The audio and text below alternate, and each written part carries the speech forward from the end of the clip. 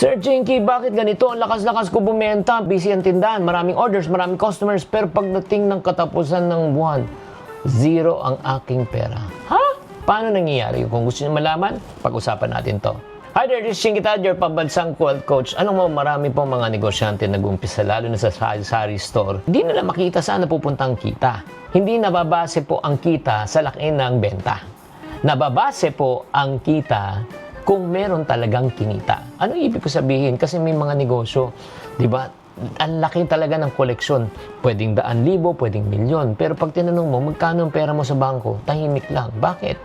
Dahil walang sistema para malaman kung meron talaga silang tubo o wala. Anong ibig ko sabihin? Kasi minsan pag may nakakausap ako sa negosyante, magkano ang kita mo kada isang araw? Sabi niya, 5,000. Wow, maganda. Magkano benta mo sa isang araw? 5,000 din. Ha?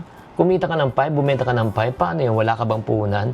Yun ang problema. Minsan, ang akala ng karamihan, ang benta ay kita. No, ang benta ay hindi benta pag hindi mo tinanggal ang cost of goods. Renta, sweldo, utility, at syempre naman yung mga taxes. Kung abasehan lang po natin ay benta, ay nako, malapatagal na siguro tayo yumaman, pero yun nga, may gastos eh.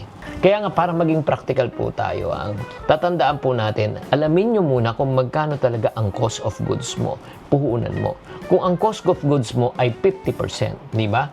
So 100 pesos minus 50, 50. Yung 50 hindi pa kita kasi yan nga babawasan mo pa yung kuryente, upa, tao, pamasahe, di ba? Kung kayo nagluluto, mantika, di ba? Gasol. Kaya pag natanggal-tanggal na po natin yan, tsaka na natin malalaman kung magkano ang ating kinita.